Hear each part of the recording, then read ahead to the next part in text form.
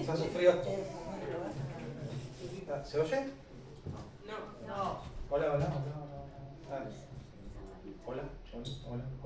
Sí, ahora. Ahí, por ahí. ¿Sí? Bueno, traje esto porque no tengo tablet, ¿no? No se escolta. No se escolta. Hola, ¿no? Ahí. ¿Sí? Sí. Ahí subí. Bueno, genial. Bueno, hola. Prometo no hacerlo sufrir demasiado. Intentar ser breve.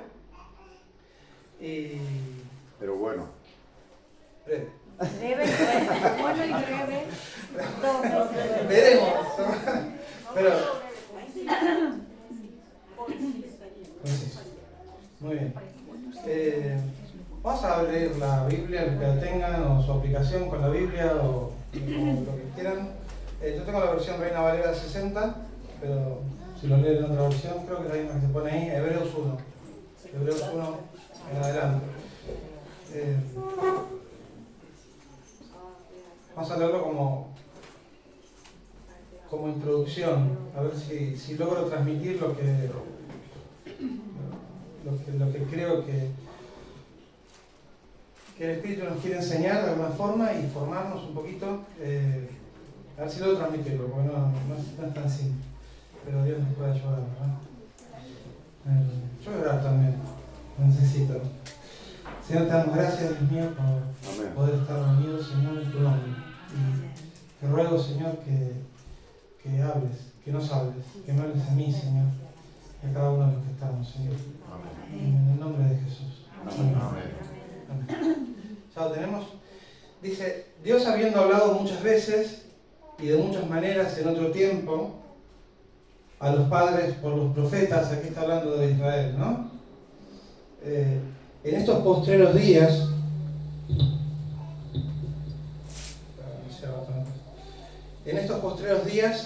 nos ha hablado por el Hijo. Me encanta esta frase porque hay mucha gente que insiste con el tema de que estamos en los últimos días porque hay muchos acontecimientos mundiales, ¿no? que nos hacen suponer que falta poco para la venida del Señor, pero la verdad que no lo sabemos. Y los últimos días corren desde la venida de Cristo hasta ahora. Amén. O sea, esos son los últimos días, ¿verdad? Y el mundo siempre ha estado en un... Esto tiene un poco de... Siempre ha estado en un proceso de mejor empeoramiento, en el cual el cristianismo ha ido cortando la vida de Cristo, y los cristianos, ¿verdad?, han ido influyendo en la cultura y han mejorado muchas cosas a lo largo de estos 2000 años, ¿no? Aunque está todo mal, pero hay cosas que no existirían si no fuera por el cristianismo, entre ellas la democracia, tan denostada, ¿no? Pero el principio de la democracia liberal es la igualdad de los hombres ante Dios. De ahí viene.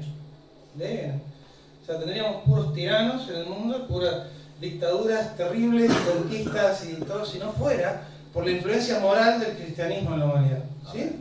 Es otro enfoque, ¿no? Probablemente a que solemos escuchar, pero es así. O sea, realmente el cristianismo ha influido en la historia de la humanidad mucho, toda la obra social, el concepto de que en la última pandemia se trató de proteger a los débiles y a los ancianos, ¿verdad? En otras épocas de la historia, los ancianos que se mueren. Pero nos confinaron, todas esas cosas malas, pero se trató de proteger mucho a la ancianidad. Y eso es influencia moral del cristianismo en la humanidad, no cabe duda. Somos sal de la tierra, ¿verdad? Esas no son palabras vanas. O sea, la sal de la tierra, el que le da sabor, el que la mejora, el que la conserva. El que conserva la humanidad, ¿verdad? El que conserva el que hace que esto dure, digamos, es el pueblo de Dios a través del Espíritu Santo. Si no, bueno.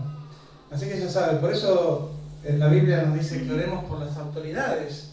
O sea, no que las denostemos o que las odiemos, sino que oremos por las autoridades, y eso se dijo en la época del emperador Nerón, ¿sí? Que no era precisamente un presidente electo, era un déspota, ¿verdad? Una persona que no tenía escrúpulos y que de hecho persiguió a la iglesia también, entre varios otros que lo hicieron. Pero la Biblia nos dice, oremos por las autoridades. Y de esto se trata, ¿no? De ser influencia en quienes nos rodean, en la cultura, en la humanidad. Dice, sigo leyendo. O sea, cierro el paréntesis, paréntesis histórico geopolítico y sigo. En estos postreros días nos ha hablado por el Hijo, ¿sí? Jesucristo, pero aquí es el Hijo eterno, ¿sí? El que estuvo siempre en la Trinidad, ¿verdad? Emanando del Padre eternamente, y que es la segunda persona de la Trinidad, como ya dije. Nos ha hablado por el Hijo. Ese Hijo, Dios, segunda persona de la Trinidad, vino a la tierra, ¿sí? Se envolvió en un cuerpo humano, se fusionó con la humanidad de alguna forma y caminó entre nosotros, ¿no? Nos ha hablado por el Hijo, a quien constituyó heredero de todo y por quien asimismo hizo el universo, el cual, siendo el resplandor de su gloria y la imagen misma de su sustancia, quien sustenta todas las cosas con la palabra de su poder, habiendo efectuado la purificación de nuestros pecados por medio de sí mismo, se sentó a la diestra de la majestad en las alturas, ¿no? Hasta ahí. En realidad quiero dar una introducción de quién es Dios, quién es nuestro Dios, qué es el Evangelio, ¿no? Que tenemos, para después entrar en materia, entrar en el tema que quiero tocar. Aquí dicen muchísimas cosas que podríamos hablar horas, bueno, yo no, pero otros podrían hablar horas, pero que son súper importantes, ¿no? Que dice que siendo el resplandor de su gloria, la imagen misma de su sustancia, ¿no? O sea, la estatura de Jesucristo es la estatura de Dios, ¿verdad? Porque es Dios. ¿Sí? ¿Amén? Amén. Hay muchas sectas y cosas que atacan justamente esto, pero tenemos que tenerlo siempre bien presente. Cuando hablamos de Jesucristo, no estamos hablando solo de una persona buena, moral, o un maestro moral, o un profeta, o alguien muy poderoso, sino que estamos hablando de Dios, ¿sí? De Dios expresado en la humanidad, ¿sí? Que vino, se hizo carne y estuvo entre nosotros, vimos su gloria y nos habló Dios, dice, por medio del Hijo. O sea, no por las cosas que dijo el Hijo solamente, sino por el Hijo. El Hijo es el mensaje, ¿verdad? Amén. El Hijo de Dios es el mensaje, ¿no? El Evangelio no es una colección de libros y palabras y buenos consejos, sino que es una persona. El Evangelio es una persona. O sea, lo que predicamos es una persona, claro, a través de un mensaje, pero es una persona, es la persona de Dios que vino a hacerse una con la humanidad, a redimirla y a llevarla a la gloria. ¿Amén? Es una persona. Es un concepto clave del Evangelio. ¿Por qué creemos nosotros? Yo voy a ir dando vueltas un poco en temas así que parecen así aleatorios, pero después vamos a entrar, no se preocupen. Si Dios quiere, vamos a entrar. ¿Por qué entendemos que existe Dios, no? O sea, a veces cuando hablamos con personas que no son creyentes o demás, lo que surge rápidamente en una sociedad muy atea o liberal es que Dios no existe directamente, ¿no? Es curioso porque todos, incluso los ateos más acérrimos, tienen un sentido de la justicia, ¿sí? Esto es un tema teológico, es la demostración de la existencia de Dios a través del argumento moral. Cierro capítulo teológico, sigamos hablando normalmente. Pero todos tenemos un sentido de la justicia innato, ¿verdad? Todos, cuando pasa algo que nos parece injusto instintivamente, ¿sí? Que venga un rico y poderoso y le robe la casa a un pobre. A cualquiera le parece injusto, incluso al peor de los ateos, ¿no? ¿Por qué? O sea, todos tenemos un sentido de la justicia que viene con nosotros, que viene impreso con nosotros, que es el residuo de la imagen de Dios que tenemos, ¿verdad?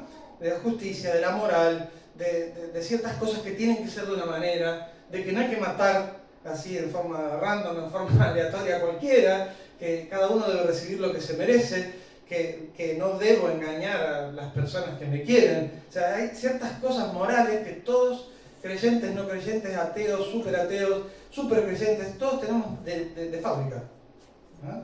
Y esa es la imagen moral que Dios ha impreso en la humanidad. Eso lo tenemos todos. Su imagen, su misma imagen, ¿verdad? El sentido de la justicia.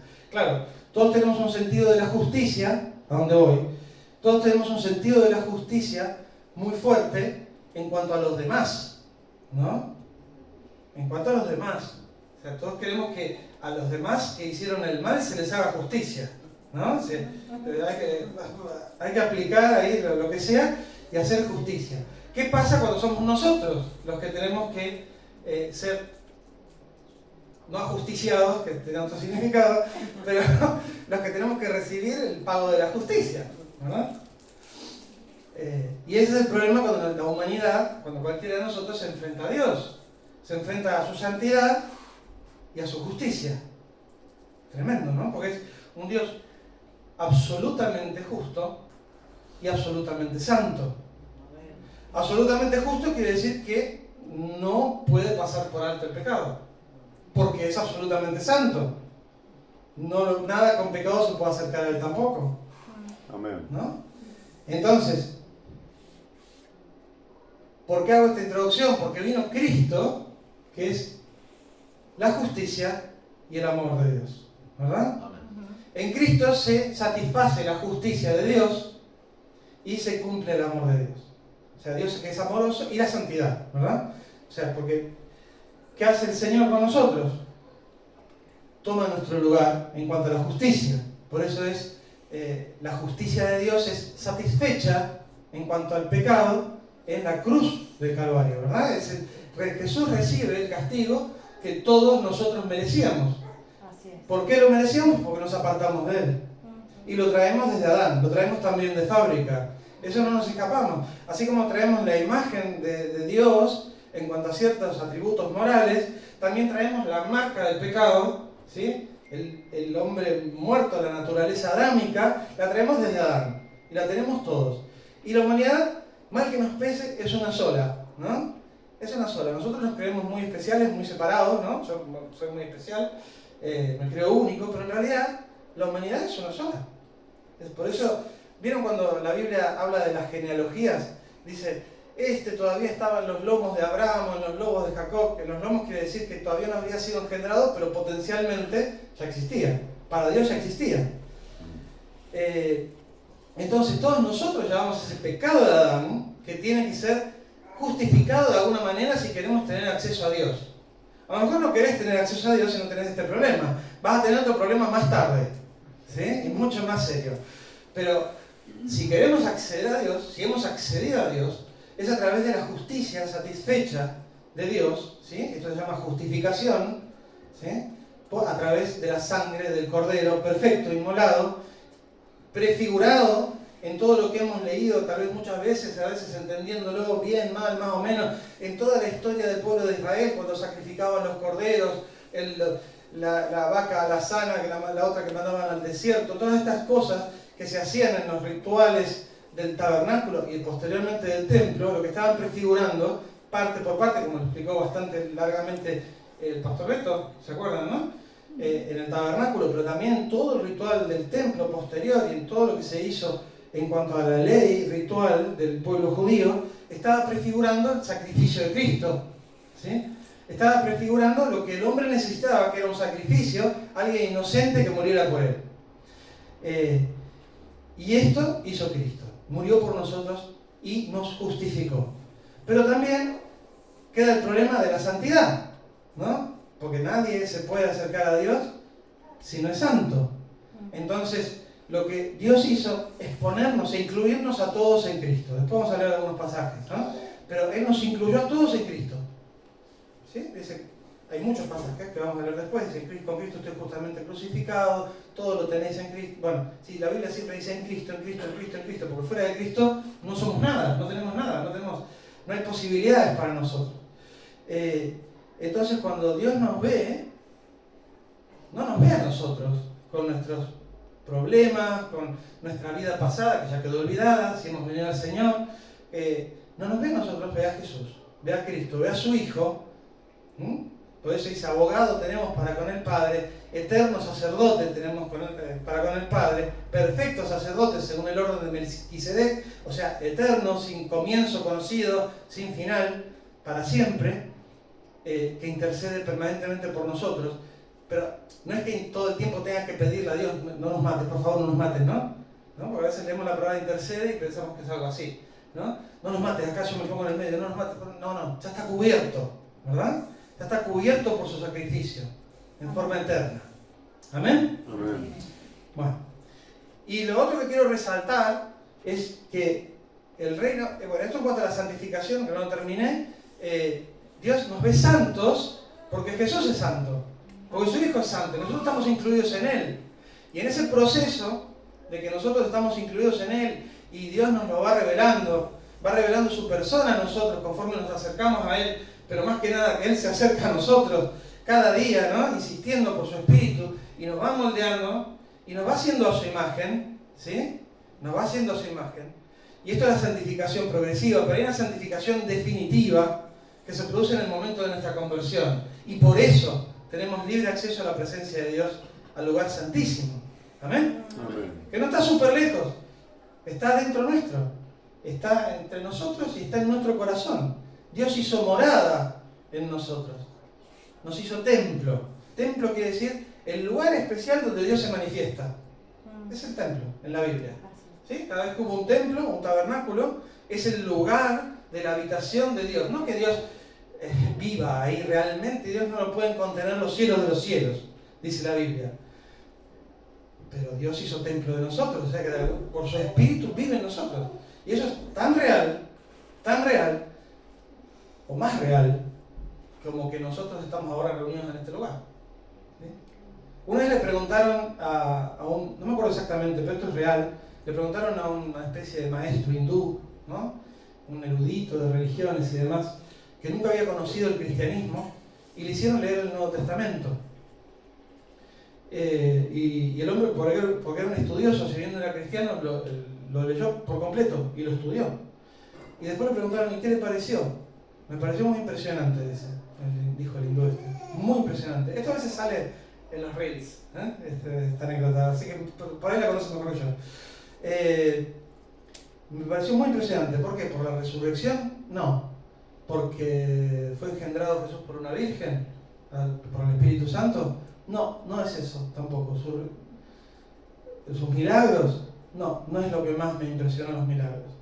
Lo que más me impresionó y lo que ninguna religión proclama o promueve es que Dios viva dentro de los creyentes en esa religión. Ningún Dios de ninguna religión vive dentro de los creyentes. Sin embargo, nuestro Dios, que es el verdadero Dios, hizo morada contigo, ¿sí? Hizo morada en tu corazón. ¿Lo creemos? ¿Se entiende? Sí se entiende. Porque o sea, es crucial, es crítico, es lo que nos diferencia de cualquier creencia, ¿no? De cualquier religión, de cualquier movimiento, de cualquier cosa rara que ande por ahí.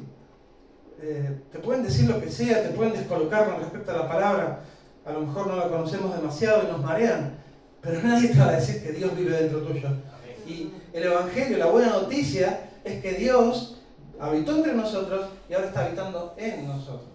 Amén. Esto es apabullante. O sea, realmente si hemos entendido, por eso hice todo ese prólogo, de quién es Dios, ¿no? Bueno, ese Dios hizo morada en nosotros. Esto lo vimos hablar otra vez, pero no me quiero repetir. Así que sigamos. Otro concepto.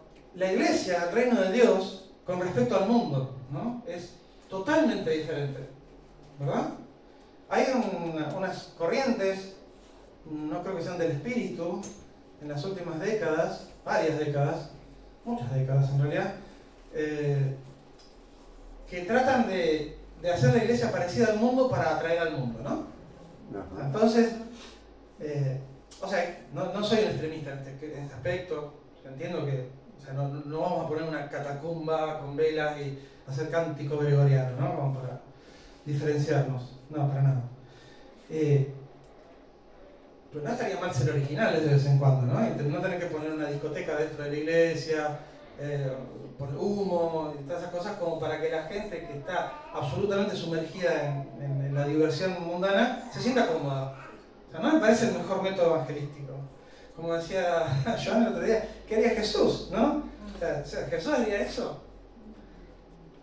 O sea, contéstelo para sí mismo, ¿no? Pero es lo que habría que preguntarse.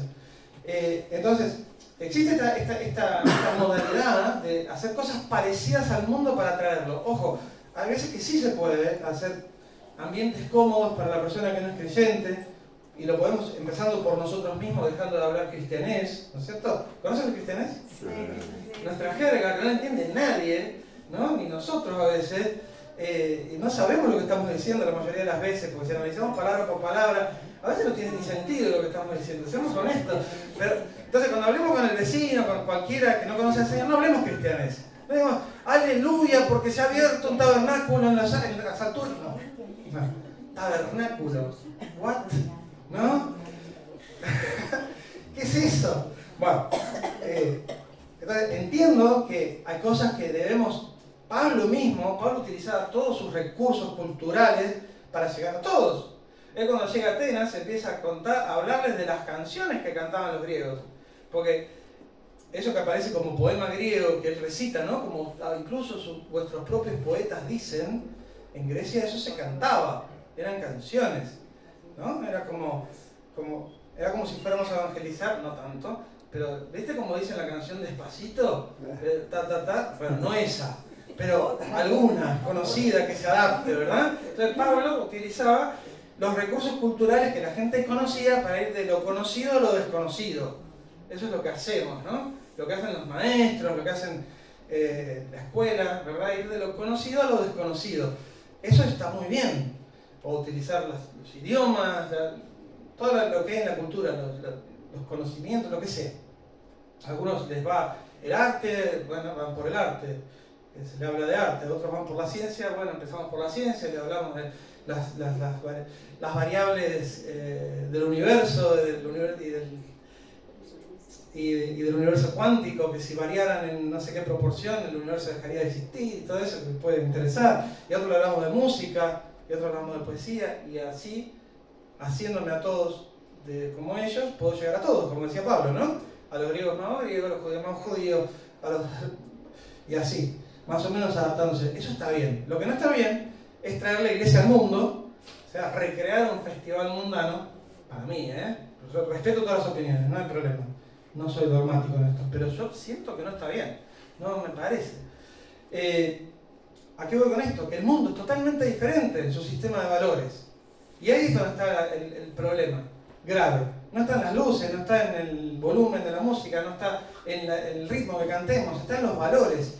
Los valores son totalmente otros. Cuando entramos en la iglesia, empezamos a entender, cuando empezamos a comprender la palabra, ¿no? Por su espíritu, que es el reino al revés, como se suele decir. O sea, es algo totalmente inverso. Voy a mencionar algunos valores que son inversos. Por ejemplo, el mundo valora la confianza en uno mismo, ¿no? Mucho. ¿Sí? No, cree en ti y lo lograrás, ¿no? Pero Proverbios 16-18, no sé si lo quieren buscar porque no, vamos a ir rápido. Dice que Dios resiste a los soberbios, ¿no? El mundo aprecia mucho la riqueza material. Especialmente en las sociedades, mientras más capitalista es, más se aprecia esto, ¿no? Una persona que tiene mucho dinero porque tuvo éxito. Eso es mucho en Estados Unidos. No sé si tanto aquí en Europa, pero en Estados Unidos es brutal. O sea, la persona que consigue éxitos materiales es exitosa y se la respeta. El que no tiene nada no se lo respeta porque no consigue nada. O se lo respeta menos, digamos. Está en un segundo plano. Entonces el mundo premia la acumulación de bienes, pero Dios enseña que la vida, en Lucas 12:15, ¿sí? Sermón del Monte, o por ahí, no, Sermón del Monte no. Pero Jesús dijo que la vida del hombre, en la parábola, sí, está en la parábola del hombre rico, si no mal no recuerdo, ¿no? ¿Lo tenemos? Lucas 12:15. Mirad, guardados de toda avaricia, porque la vida del hombre no consiste en la abundancia de los bienes que posee. ¿Sí? ¿Cuántas veces estamos en la carrera de la rata, como dice un viejo libro de economía, tratando de conseguir más y conseguir más para cuando nos jubilemos, y resulta que a lo mejor nos morimos antes, nos enfermamos, o no, simplemente vivimos así tristemente hasta el fin de nuestros días, con mucho dinero, ¿y qué? Pero esa no es la vida del hombre, ¿no? Esa no es la vida del hombre. La vida del hombre es otra. Pero para el mundo, la vida del hombre es el bienestar. Es el bienestar. No hay más. El éxito basado en el poder también y la fama, ¿no? El mundo busca grandeza, pero Jesús, ¿qué enseñó? ¿Que el mayor quién es? El que sirve. El que sirve. Claro, el que se pone al servicio de los demás es el mayor. Es el mayor en el reino de los cielos. Wow, es radicalmente opuesto por el vértice. El mundo no aprueba eso, que el mayor sea el que sirve, sino que, si bien a veces admira actos de servicio y demás, pero lo que realmente se admira es el poder y la fama. Eso es lo que más se admira y lo que más se premia. ¿Sí? El placer sin límites, ¿no? hay que satisfacer mis deseos como sea, ¿no? De la manera que sea. Después le agregué, bueno, mientras no dañe a otros, puedo hacer lo que sea para darme placer, ¿sí? Sea con dinero, sea con otros placeres, lo que sea. Usted tiene imaginación y lo que se le ocurra. Pero Dios llama a la santidad del dominio propio, no a autosatisfacernos. El mundo mira las apariencias. ¿Qué notó usted? Espero que lo haya notado. Si cuando vino del mundo a la iglesia del Señor, cuando vino del mundo y conoció a Jesucristo y entró en una comunidad de creyentes, ¿no? ¿Qué es lo que más llama la atención? Pueden hablar. A lo mejor le llamó la atención nada. Me repite la La educación, Que repitan la pregunta, dice. ¿Qué les llamó más la atención cuando se integraron en una comunidad de creyentes? Por supuesto, habiendo entregado su corazón al Señor, ¿no? O sea, no que vinieron de visita, sino que se convirtieron y se integraron realmente en la iglesia. Lo primero que te llama la atención es el amor, ¿no? El amor, Que el servicio, el cariño, el respeto. ¿Algo más? Está todo bien, ¿eh? O sea, El todo está bien. Los valores. Estoy buscando una palabra. Los valores del ser humano Ah. son extraídos de la palabra. El gozo, El gozo. Un montón de cosas, ¿no? Pero yo estoy apuntando a una que no se menciona. Pero capaz es difícil de expresar. Dice, En la iglesia podemos ser quienes somos. dice ella que el Espíritu de Dios que habita entre los creyentes. También, claro. Pero el Espíritu no lo vemos, pero las actitudes de los creyentes sí la vemos. Y ahí se manifiesta el Espíritu de Dios, ¿no? Entonces estoy buscando una actitud. La actitud ya la mencioné. Es que podemos, o deberíamos poder, ser absolutamente auténticos. sí. Porque la familia nos ama, ¿no? O sea, nunca te creas eso en un trabajo cuando te dicen esta empresa es como una familia, por ejemplo, ¿no? Sí, carne propia que no es real. Ya, porque en la iglesia... te quedan 3 días ahí. Exactamente. Cuando te dicen eso, gran bandera roja. O sea, cuando te dicen somos una familia en esta empresa, no lo creas. Las familias normalmente no echan gente por falta de recursos, ni porque no se adaptan a la cultura, ¿no? Y ese tipo de cosas. Exacto. Pero la iglesia es un lugar que debería ser, no digo debería, aunque realmente lo es, pero a veces hay excepciones en algunas personas, absolutamente receptivo, ¿no? Que uno puede venir tal cual es, ¿sí? O sea, mi problema es mentir, por ejemplo, nadie lo va a decir, pero ¿por qué? Porque lo van a juzgar rápidamente, ¿no? Mi problema es el chismoso, ¿van a decir? Y empieza a contar. Pero, claro, yo no digo que andemos ventilando nuestra vida interior, pero en absoluto, nuestra vida interior y íntima a personas de confianza y espirituales, obviamente. Pero deberíamos poder ser tal cual somos. Deberíamos poder ser tal cual somos. Y yo creo que es así, en 99% de los casos. Es así. Es un lugar donde podemos ser transparentes y mostrarnos tal cual somos, porque esa es la única forma de que podemos ser sanados. ¿Verdad? Si ponemos una máscara no podemos ser sanados. A veces nos obligan a poner una máscara, pero bueno, ese es el problema de la humanidad. Pero no, o sea, la iglesia es una familia de verdad, donde podemos ser nosotros mismos y nos van a amar igual. ¿Amén? Así es. Si no lo cree, créalo por fe. O sea, si no es experiencia, creámoslo por fe. Y tratemos de que sea así, porque así debe ser, ¿verdad? Pero esa es una enorme diferencia con respecto al mundo. El mundo es un juego de simulacros permanentes. Hay que fingir amistad, hay que fingir que le gusta tal deporte, hay que fingir esto, hay que fingir lo otro para tener éxito, para hacer contactos, para poder vender más, para lo que sea. ¿Sí? Hay que estar fingiendo todo el tiempo, todo el tiempo. Sí, básicamente es mentir, ¿no? Es ponerse una máscara de algo para que me acepten, para que me acepten. Todas las chicas y chicos también, los que tienen anorexia, por ejemplo, en parte es la presión del mundo para ser de una manera y no lo logran, entonces caen en esos problemas, ¿no? Hay presión, pero en la iglesia no hay presión, ¿amén? En Jesús no hay presión, no hay presión para ser de una forma, no hay presión, hay poder, que no es lo mismo, hay poder transformador, Amén. Amén. Hemos venido a ser sanos. Así es. La humildad. ¿El mundo valora mucho la humildad? No, al mundo le gusta Putin, o le gustan, no sé, los grandes líderes que imponen poder, ¿no? Que van cabalgando semidesnudos y muestran su poderío. Bueno, me agarré con este, ¿no? No tendría que haberlo dicho. Bueno, no hay que hablar de política. Pero le gustan los grandes líderes, ¿no? Los Napoleones y los líderes deportivos y la gente que impone fuerza y que demuestra fortaleza y liderazgo. Pero Dios valora la humildad. Santiago 4:6, ¿sí? Valora la humildad. Así que ese lo podemos leer rapidito.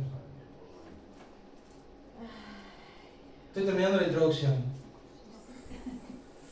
Pero es la mayor gracia, por esto dice: Dios resiste a los soberbios y da gracia a los humildes. Amén. Ya está. Es al revés. Y tengo un montón de otras características que son opuestas, ¿sí? Que en el mundo son opuestas a la iglesia del Señor.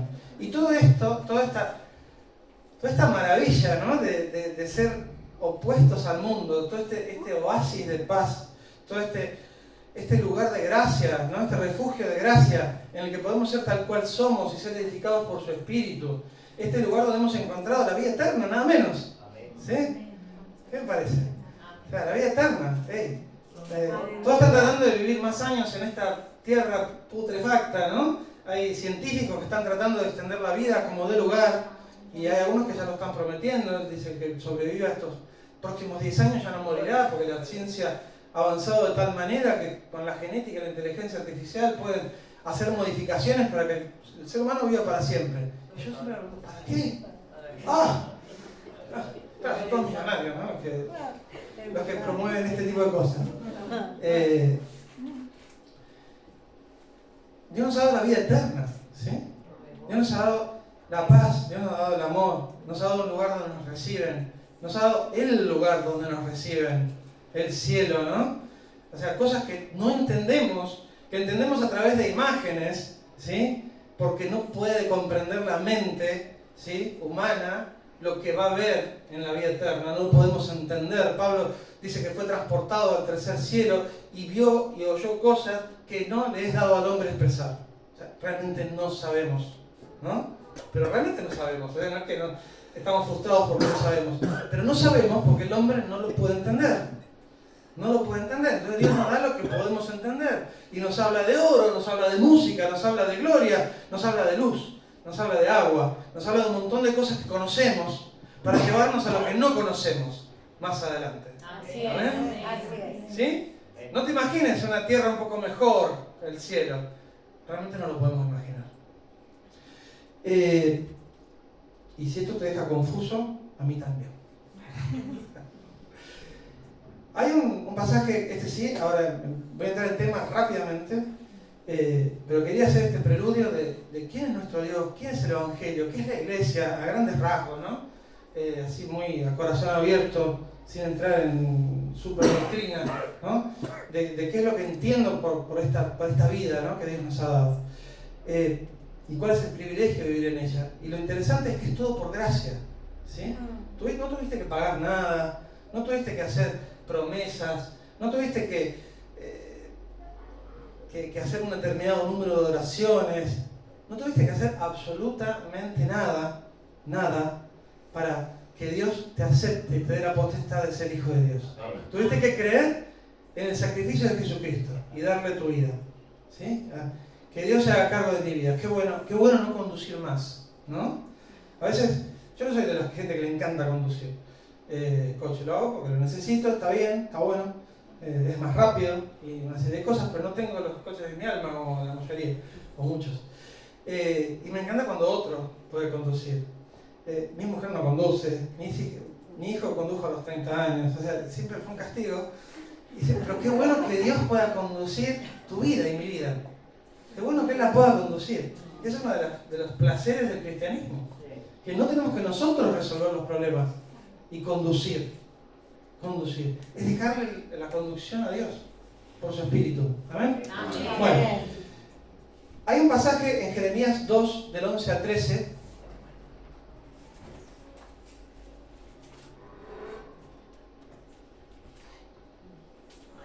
si lo tenemos. Jeremías. Jeremías 2, del 11 al 13. ¿Acaso alguna nación ha cambiado sus dioses, aunque ellos no son dioses? Sin embargo, mi pueblo ha trocado su gloria, o sea, ha canjeado su gloria por lo que no aprovecha. ¿Sí? Espantados cielos sobre esto y horrorizados, desolados en gran manera, dijo Jehová, porque dos males ha hecho mi pueblo, me dejaron a mí fuente de agua viva y cavaron para sí cisternas rotas que no retienen agua. Eso. Porque dos males ha hecho mi pueblo, me dejaron a mí fuente de agua viva y cavaron para sí cisternas rotas que no retienen agua. Esto se refiere a la gran apostasía que tuvo el pueblo de Israel, ¿verdad?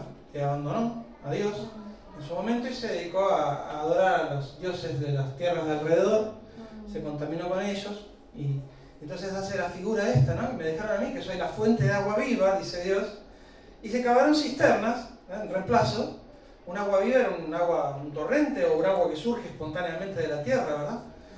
Y bueno, la dejamos, no nos interesa más el agua viva, vamos a buscar agua. Y cavaron cisternas, ¿no? Utilizaron su tecnología y vamos a cavar cisternas. A cavar hasta encontrar agua, pero están rotas, porque no sabían hacerlas. Entonces no retienen el agua, ponen agua ahí y ¡pum!, el agua se va. Es más o menos la figura que está haciendo. Me dejaron a mí, que soy la fuente de agua eterna, que les puedo dar agua para siempre, y buscaron agua en otro lado que encima está roto y pierde el agua. O sea, tienen agua un ratito, después se va, se frustra. Entonces, de esto es lo que quiero hablar, ¿no? De los sustitutos que a veces utilizamos los cristianos y reemplazamos la poderosa gracia de Dios, en la cual no hay esfuerzo humano, no hay contaminación, ¿sí? No hay todas las cosas que, por ejemplo, se van dando en la descripción del tabernáculo, ¿no? Mezclando lana, lino, haciendo esto, haciendo lo otro, no uses tal prenda porque vas a sudar, todo simbolizando que no debe haber esfuerzo humano metido en lo que es mi relación con Dios, sino que es algo que el esfuerzo viene de Él y yo simplemente me brindo, ¿no? Nosotros dejamos todo lo que he mencionado en los primeros 40 minutos y buscamos sustitutos, ¿sí? Estos 10 minutitos que voy a usar ahora son para hablar rápidamente de los sustitutos que los cristianos a lo largo de la historia y en nuestras vidas vamos buscando. Yo encontré 3, pero puede haber muchos más. Hay uno que Dietrich Bonhoeffer, que fue un teólogo alemán tremendo, que murió en un campo de concentración nazi, ¿sí? Por su fe y por acusar al nazismo de los crímenes que estaba cometiendo. Lo metieron preso y murió ahí. Pero antes de estar preso y dar su vida, escribió muchos libros y era un tremendo pastor y teólogo, y escribió uno que es El costo del discipulado, en el cual está, y de ahí se creó la frase la gracia barata, ¿no? A partir de ahí viene. Él definió la gracia barata como, muy rápidamente, como quiero todos los beneficios de Dios, pero no asumo el costo de servir a Dios o de seguirle. Quiero todos sus beneficios. Y ahí tenemos, a esto vuelvo a lo que decía al principio, ¿no? De los movimientos que hay de hace varias décadas.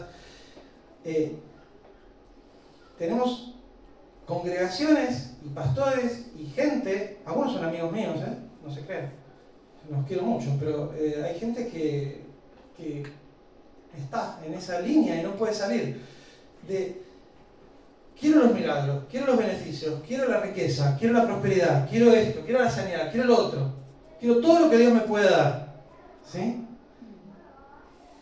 Pero no quiero a Dios. No quiero sus demandas, no quiero a Cristo, no quiero vivir para Él, no quiero la santidad, no quiero... ¿Por qué? ¿Qué pasa ahí? Bueno, evidentemente es un, como definió alguien, ese es un árbol que no da fruto, en el sentido de que no transforma la vida, ese acercamiento al Evangelio. No transforma la vida, no da fruto, la gente no crece, no fructifica, se muere. Imagínense esto, y es que no han comprendido bien su problema. Voy a dar rápido la solución, digamos, ¿no? O una imagen para entenderlo. Imagínense, a lo mejor algunos lo han escuchado, una persona que está nadando en un río, ¿no? Un hombre, una mujer, no importa. Está nadando en un río y de repente el río se vuelve torrentoso. Está nadando hace horas y de repente lo agarra una corriente. Los ríos son muy traicioneros. no sé aquí, supongo que también, pero los ríos de Argentina, esos grandes que parecen súper calmos, tienen unas corrientes tremendas en el medio, parece calmo. Un río de llanura que va serpenteando, peligrosísimos son. Bueno, supongamos que esta persona es atrapada por una corriente y él quiere salir del río, ¿no? Y empieza a nadar, a nadar, a nadar, a nadar, a nadar. Nada durante horas y no logra salir. Horas, se hace de noche, no logra salir. Sigue nadando hasta el punto de casi morir. Él sabe, él está consciente de que va a morir. Sabe que va a morir. No puede salir. Le quedan como 500 metros para llegar a la orilla. Un río enorme, ¿no? Estamos hablando que lo hay. Y no hay forma de que esa persona pueda llegar a la orilla con vida. Y en el medio de la noche, en la oscuridad más profunda y con sus fuerzas casi extintas y a punto de hundirse, escucha una lancha, ¿no? Que lo ilumina con una luz. Y una mano, él está hundiéndose ya en el agua, y una mano se sumerge en el agua y lo agarra. Y cuando lo agarra le dice: ¿querés una casa nueva? ¿Querés un coche nuevo? ¿Querés que te sane de la pierna? ¿Querés que te dé un nuevo trabajo? No. Como que no. Nosotros, ¿quiénes somos? Ese, el que se está hundiendo. ¿Amén? ¿Se entiende? Ahí gritaremos por salvación. Exacto, claro. Pero estas corrientes lo que te brindan es eso. A gente que está muriendo, literalmente, le ofrecen un montón de beneficios, supuestos o reales, que al fin y al cabo no van a sumar nada en su haber. Porque esa persona próspera, con bienes, probablemente, con sus problemas solucionados o no, si no encuentra la salvación en Cristo, va a morir. Va a morir, va a sufrir la segunda muerte. Y no va a resucitar. O sea, es un árbol que no da fruto. Ese es uno de los sustitutos tremendos que hay. Vamos a leer en Gálatas 3. Así que, hermano, yo no estoy diciendo que Dios no da cosas, que Dios no te puede solucionar los problemas. No me malinterpreten, por favor. Dios me ha solucionado muchos problemas, grandes problemas, y pequeños también, porque Dios es misericordioso. Pero ese no es Dios, esas son sus cosas, ¿sí? No es que no sea Dios el que te lo da, pero eso no es Dios, o sea, son sus favores. Son como los panes y los peces, ¿no? Que Jesús multiplicó y después lo querían al otro día hacer rey, ¿sí? Para que los siga alimentando gratis, ¿no? Queremos los beneficios de Dios, pero Jesús los despachó y le dijo: no, miren, tienen que comer mi carne y beber mi sangre. ¿Qué? Está loco se fueron. Entonces, es importante que no sigamos a Dios por lo que Él nos puede dar, sino que Cristo sea nuestro todo. Amén. A veces cantamos esta canción de Marcos Brunet que dice: Jesús es nuestra plenitud, Jesús es mi plenitud. Algo así, ¿no? ¿Es mi plenitud? ¿Qué quiere decir mi plenitud? Todo es todo es todo, ¿no? Plenitud es todo. Así como Jesús, en Jesús de carne y hueso, dice la Biblia que habitaba la plenitud de la deidad, ¿sí? Si Cristo es nuestro todo, ya no queremos nada más, ¿verdad? Porque es nuestro todo. O sea, insisto, todo es todo.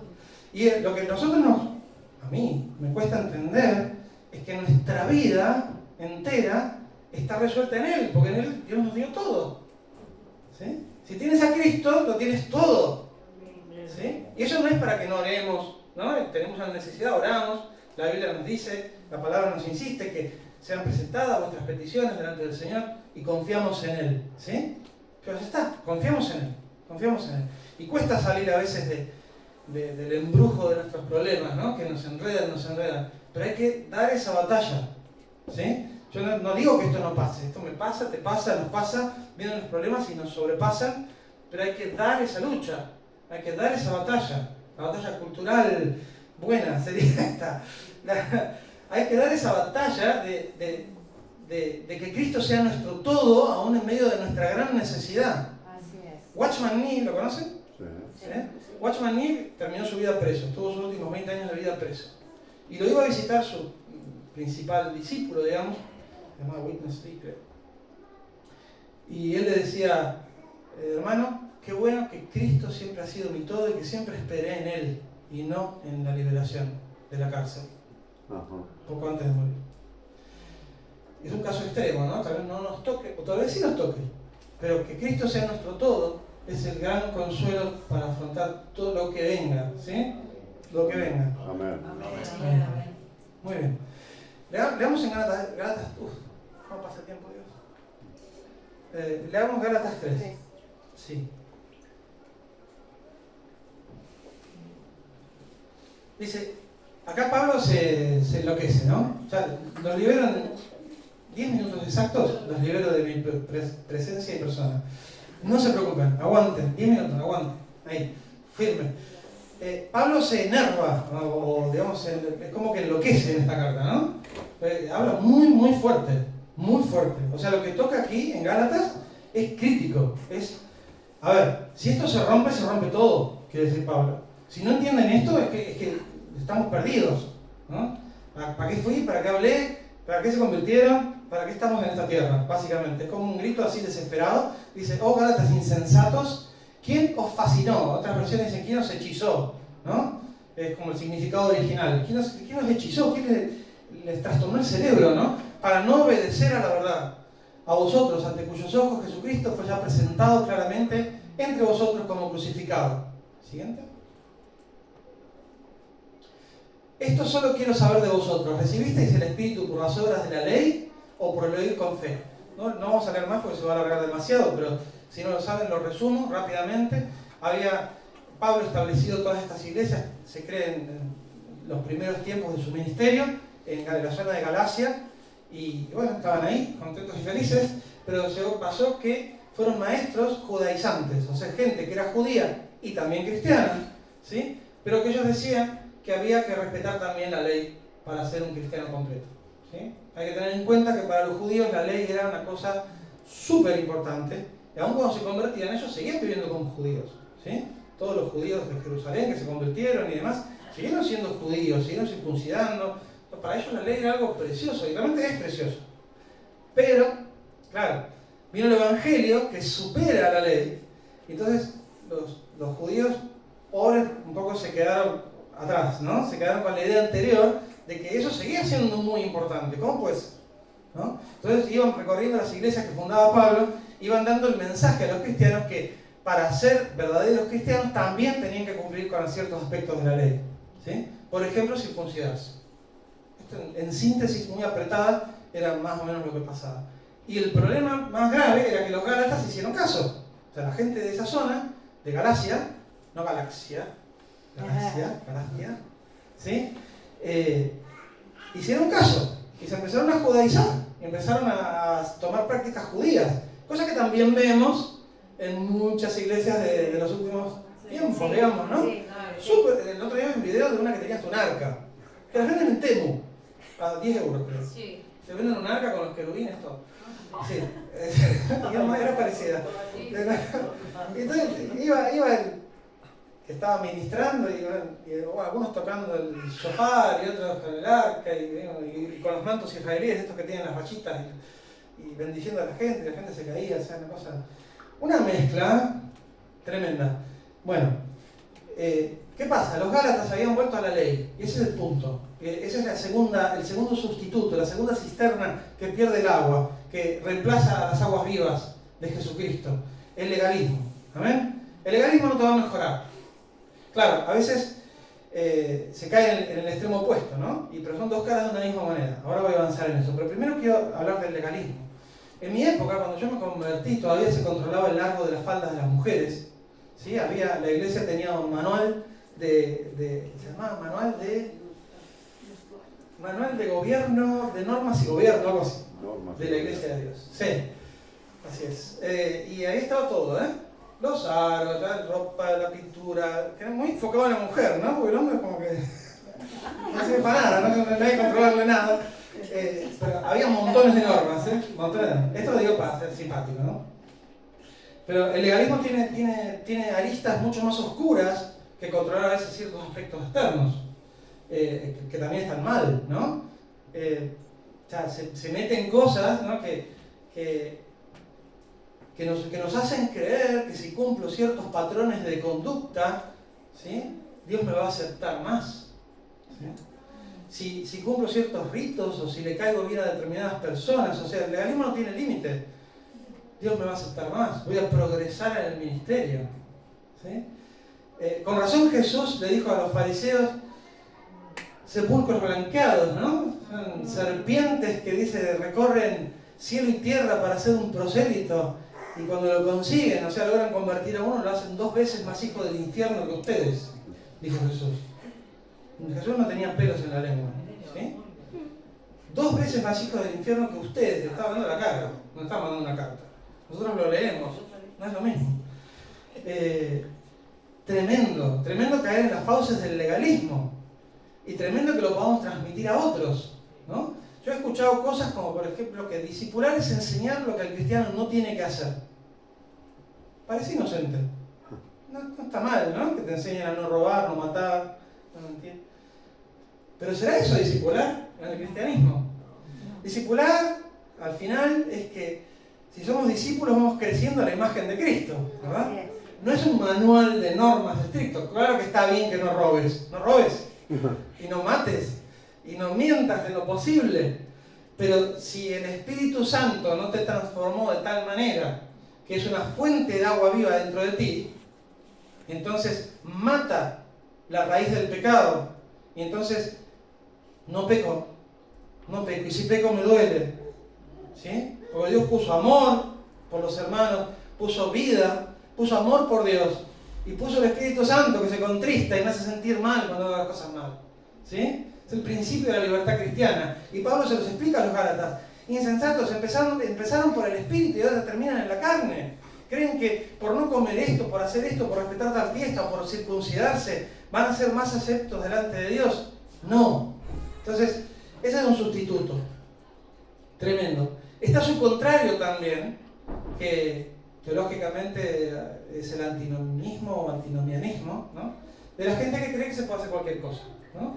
Y eso es lo que nos acusan los católicos a los evangélicos, a los protestantes, que dicen, claro, lo que pasa es que ustedes, como creen que la salvación es solo por fe, entonces pueden hacer lo que sea, ¿no? Pueden hacer lo que sea y Dios, como Dios ya los perdonó, listo. Este argumento se repite con diversas variaciones en distintas doctrinas de enseñanza, ¿no? Esta oposición a la gracia todo suficiente de Dios. Entonces, cuando la gente cae en este libertinaje de creer que la gracia le permite hacer cualquier cosa, y yo he conocido gente que piensa así, ¿no? Estoy en la gracia, total estoy en la gracia, Dios después me perdona. Y no sienten ningún dolor por el pecado. Entonces algunos tratan de corregir eso con legalismo, ¿no? Es típico eso. ¿No? La cosa se me está desbandando, hay que poner normas. Rápido, ¿no? Los jóvenes se me están yendo a bailar. Vamos a poner las reuniones a las 10 de la noche para que nadie salga. Y van a ir a las 3 de la mañana, ¿no? O sea, no pasa nada. O sea, claro, lo que tiene que cambiar es el corazón. O sea, no podemos manipular y forzar a la gente a ser santa. ¿Sí? Esta controversia que se llamó legalismo versus antinomianismo se produjo en Escocia y hay libros escritos de cosas muy profundas y todavía la tenemos entre nosotros. O sea, que nunca va a faltar la persona que ante el liberalismo de alguien quiere imponer legalismo. Los dos son trampas mortales. Los dos, son 2 caras de una misma moneda. Timothy Keller, en un artículo muy bueno, usó la parábola del hijo pródigo para simbolizar esto, ¿no? Le dio como otro enfoque y él puso que el hijo pródigo, ¿no? El que se gasta todo, y el que se queda, el pródigo sería el liberal, digamos el antinomiano, que cree en la gracia pero todo le importa un pito, ¿no? Y el que se quedó en la casa sería el legalista. Los dos tienen un enfoque de Dios y una creencia acerca de Dios totalmente equivocada. Los dos creen que Dios es un padre malo, los dos creen que Dios es un padre injusto. ¿Sí? Por eso, ante estos desvíos, ante estos sustitutos del verdadero evangelio, que es el que transforma, recapitulo, el que transforma, el que nos acepta tal cual como somos, el que nos da la vida eterna, el que nos da una familia, ¿sí? El que nos hace aceptos en el amado, el que nos bautiza con el Espíritu Santo, el que hace milagros entre nosotros también, ¿sí? Aunque no vamos detrás de los milagros, pero Dios hace milagros, porque es Dios, ¿amén? Y si tenés algo imposible de solucionar, Dios te puede ayudar, Dios lo va a hacer, Dios lo va a hacer, sin duda. Pero no vamos detrás de eso, vamos detrás de la persona de Jesucristo, ¿amén? Es el camino único. Cristo no es lo más importante. No es lo más importante, es lo único importante. Así es. ¿Sí? Es una frase un poco efectista, ya lo sé. Pero se entiende el sentido, ¿no? No es lo más importante en mi lista. Es lo único importante, porque si no está ahí no tengo nada de la lista. Así es. Desaparece la lista. Amén. Desaparece la lista, no hay más lista. No queda nada. No queda nada de nosotros. ¿Sí? Entonces, sí, Dios es lo más importante para mí. Diosito, dicen algunos. Es lo más importante. No, es lo único. Es lo único, lo único, lo único. Y es el Espíritu Santo, ¿sí? Por la fe, lo que produce crecimiento natural en el creyente. ¿Amén? Natural. Por eso mencioné hace rapidito lo de estos discipulados un poco legalistas, ¿no? Que le enseñamos a la gente lo que no tiene que hacer. Rápido. Pero Cristo produce un crecimiento orgánico. No vas a ver a un limonero, a un almendro, a una planta de tomates haciendo mucho esfuerzo para ser un limonero, o un almendro, o una planta de tomates. No vas a ver a un perrito hacer mucho esfuerzo para ser un perro. Él es perro, ¿no es cierto? Y crece como perro. Y cuando es grande es un perro grande. Y cuando es chiquito es un perro pequeño. Y un limonero igual, y una planta igual. Por eso es un crecimiento natural, orgánico. Y eso es lo que Dios hace en nosotros. No podemos ser otra cosa que hijos de Dios. Y vamos a crecer naturalmente con el crecimiento que da Dios, ¿sí? Hasta la estatura de un varón perfecto. Eso es lo natural. Eso es lo que Dios quiere lograr y es lo que siempre tenemos que tener presente. Jesús dijo: yo soy la resurrección y la vida, el que cree en mí vivirá, aunque muera. Y todo el que vive y cree en mí no morirá jamás. ¿Crees esto? Le dijo Jesús. Esta vida poderosa, Jesús le dijo a Marta esto. ¿Crees esto? Esa vida de resurrección y de poder que resucitó a Cristo, a Jesús de entre los muertos, es la que vive dentro de nosotros, la que nos da el poder para ser santos, la que nos hace crecer, la que nos hace afrontar las dificultades y la que nos impulsa a nuevos horizontes que ni siquiera habíamos imaginado. Así es. Amén. Aleluya. Señor, te damos gracias por este día, Señor, por tu amor, por tu misericordia Amén, Señor. y por tu sacrificio, Señor, en la cruz, que todavía tiene tanto poder, Señor, y lo tendrá por la eternidad.